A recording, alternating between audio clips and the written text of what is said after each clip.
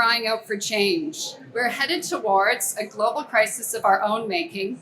Climate change, ecological collapse, and population expansion are threatening planetary boundaries as never before. We must urgently tackle these issues together.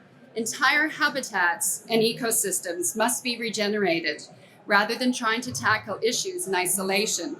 But in our increasingly populated urban centers, fragmented and disconnected from nature, how can we bring about such integrated and wide-scale transformation? This is London, set within the Thames Estuary. London is not exempt from the threats of climate change.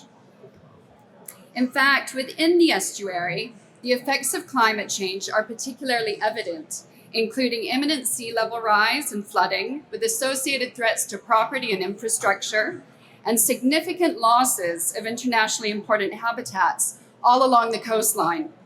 London's not unique. Approximately 2/3 of the world's cities are located around estuaries, and the UN warns many may be underwater soon. Lisbon is also within estuary. This is our project site, South Essex. Our client, the Association of South Essex Local Authorities, tasked us with developing a green and blue infrastructure for the region. It spans 70,000 hectares and crosses 6 local authorities. So here we look to apply a living infrastructure approach that considers all of life, not only human, in the development process. A few years ago, I came across a quote in a book of Einstein's letters that has profoundly changed the way in which I see the world and provides a window into how we can transform our future. He says, "A human being is part of the whole, called by us universe, a part limited in time and space. He experiences himself, his thoughts and feelings, as something separated from the rest, a kind of optical delusion of his consciousness.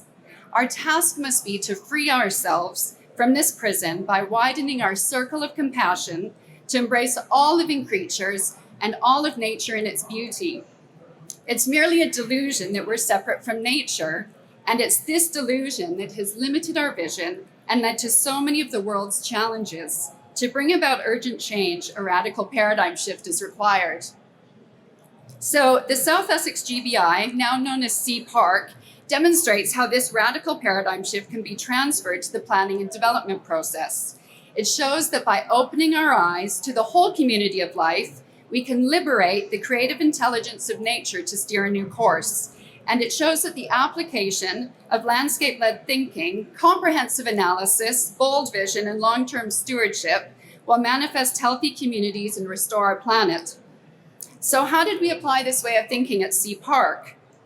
Well, first, rather than only focusing on human-centered and short-sighted gains, like a kid obsessed with their own image and oblivious to the world around them, we shifted from a portrait to a landscape view, from a human-centric gaze to a landscape lens that puts the whole community of life back in the frame: soils, water, air, plants and animals, and layered with people and our stories.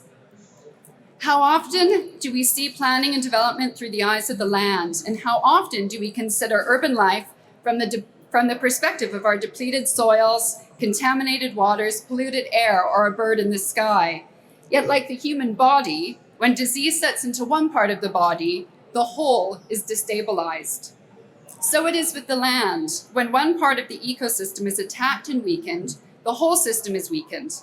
And our planet's ecosystems are currently being attacked from every angle by human activity. Yet here we are, completely and utterly dependent on this precious web of life. So at SEEPARK, we started with the land. We spent months developing a comprehensive baseline, including numerous site visits, desktop research, and stakeholder engagement. And we layered this information through composite mapping and through a database in GIS to draw out overlaps, conflicts, and synergies between the layers. And we found that South Essex faces real and imminent challenges. From sea level rise and flooding, all of the areas shown in blue on this map are land that's subject to flooding in the near future, to internationally important habitat sites that are under threat of coastal squeeze from the sea level rising, to underperforming agricultural lands comprising 70% of the land area, to significant growth pressures and deprived communities with limited access to open space. And through this land analysis, exciting ideas became clear about how we can creatively layer ecosystem services in a way that transforms our most challenging areas into our greatest assets. So our analysis made it clear that we must go big and we must be bold. There's no time for business as usual and no time for small incremental change. The UN tells us that our future and the future of our children depends on large-scale transformation this decade before 2030. The SEEPARK strategy proposes a way forward and sets a revolutionary vision for tackling climate change, ecological collapse, and social inequity by embedding green and blue infrastructure at a regional scale.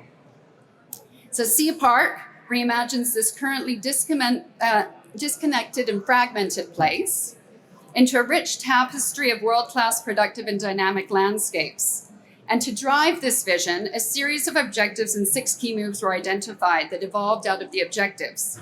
They provide a robust direction that was translated into a spatial strategy and unifying framework. So the first key move is to establish regional parkland. So this is an overarching green and blue framework that safeguards and restores 23,000 hectares, or approximately 30% of the land area, greatly enhancing biodiversity net gain and acting as the region's backbone. Second is to build landscape connectivity.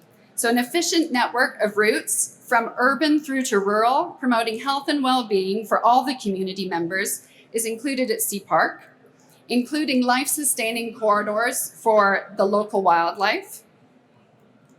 The third key move is to integrate water management systems. So SEEPARK proposes to reinstate thousands of hectares of absorptive wetlands and marshlands to protect local communities, important infrastructure, and significant coastal habitat sites. And integrated water management also permeates through urban areas. The fourth is harmonized agricultural use. So how we manage our farmland is key to planetary health.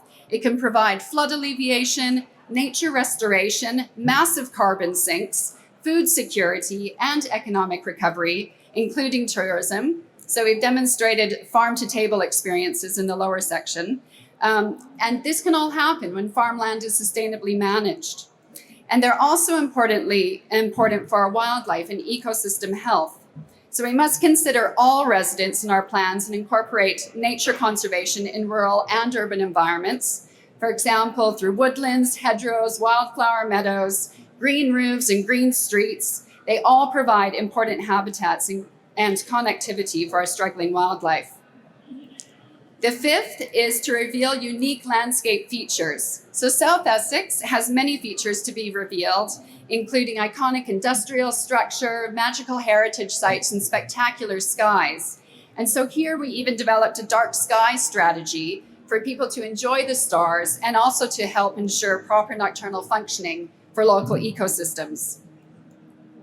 The final key move is to plan for growth and development. So with landscape infrastructure firmly in place, sustainable development opportunities easily fall into place too. Development is sited sensitively, set into the landscape rather than imposed on it, and development is not only protected, but greatly enhanced and supported in a way that brings about tremendous benefits, socially, environmentally, and economically. So SEEPARK is much more than a park. By turning our gaze back to the land, it provides a model of landscape infrastructure that rehabilitates our approach to planning and development, design, and points a way to a resilient, adaptable, and integrated future. I have a short video.